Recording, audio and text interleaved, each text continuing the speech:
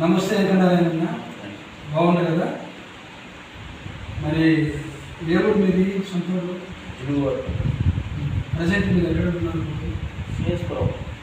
ఏం పని చేస్తున్నాను?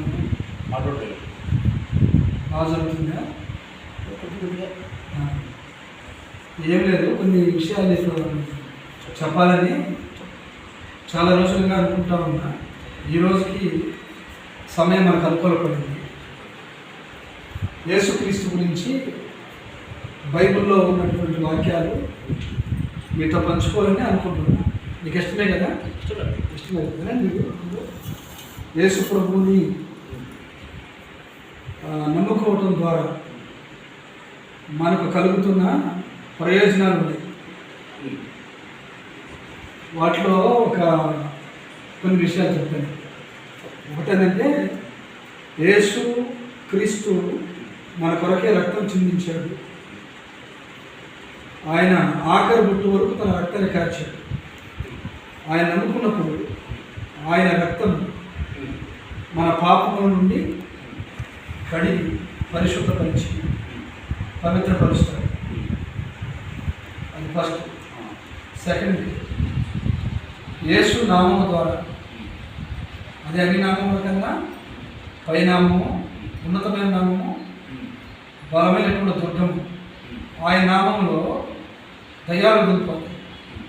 అది ఒంట్లో ఉన్నాయి కావచ్చు, ఇంట్లో ఉన్నాయి కావచ్చు, మన బ్రతుకులో పనిచేసే దయ్యాలు కావచ్చు, అవి తొలగిపోతాయి. మూడవదిగా, యేసుక్రీస్తు గాయపరచబడ్డాడు. ఆయన పాదములకు మేకులు, ఆయన చేతుల్లో శేలలు, ఆయన తల్ల ముళ్ళ కిరీటము, రక్తలో ఇంటితో పొడవబడి ఈ కొంత రక్తశక్తులైపోయింది కొరగాలతో కొట్టినప్పుడు. ఆయన ఎందు మనం నమ్మకం ఉంచినప్పుడు ఆయన పొందిన దెబ్బల ద్వారా మనకు స్వస్థత, దేవుడు ఆరోగ్యాన్ని ప్రసాదిస్తాడు. మూడవది,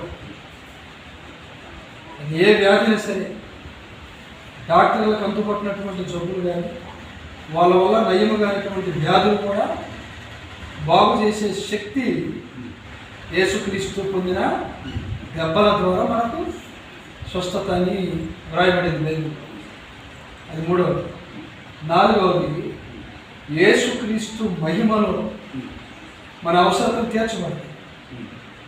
అవసరాలు తీర్చబడటం అంటే గుంతమ్మ కోరికలేని తీరడం కాదు, కానీ మనం కోరుకున్నటువంటి గొప్ప గొప్ప దురాశలన్నీ నెరవేర్చబడడం కాదు, కానీ మనకి ఏది అవసరమో, మన పిల్లలు అడుగుతున్నారు, అడిగినవన్నీ మనం ఇవ్వలేం కదా, ఇవ్వం కూడా. వాళ్ళకి ఏది అవసరమో మనకు తెలుసు, దాన్ని ఇస్తాం కదా. అలాగే మన దేవుడు మనకేదైతే అవసరమని అనుకుంటాడో ఆయన మహిమలో మన అవసరాలను దేవుడు తీరుస్తాడు.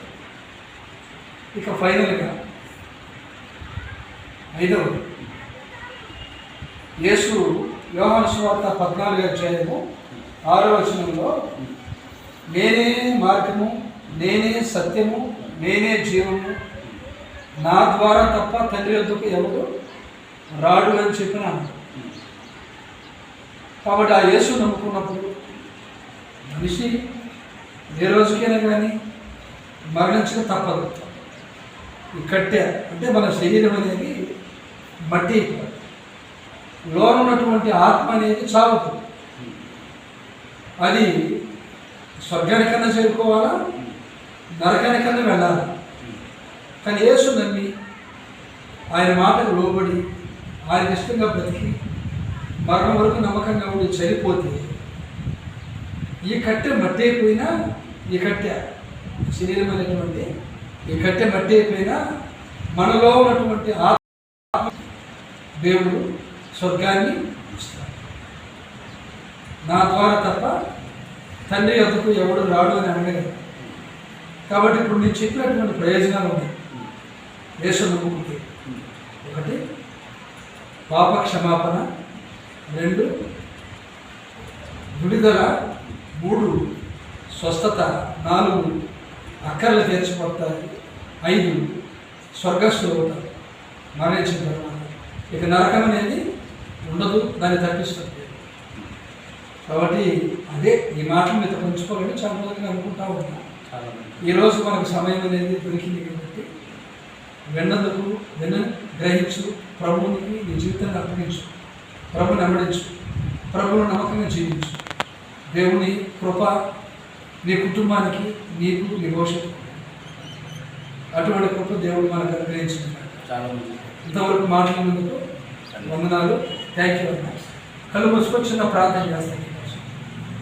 మహాపరిశుద్ధమైన తండ్రి,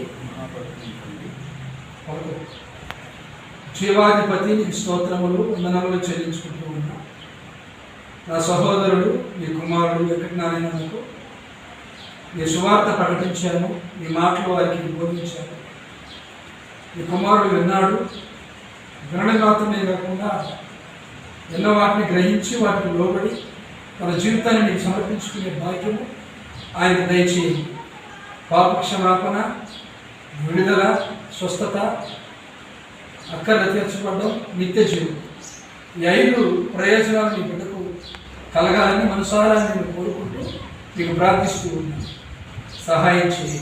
ఆయనకి ఇచ్చినటువంటి తండ్రిని, ఆయన కుటుంబ సభ్యులను పేరు పేరున మీరు దీవించి ఆశీర్వదించమని యేసు నామములో ప్రార్థన చేసి అడుగుచున్నాము తండ్రి. ఆమేన్.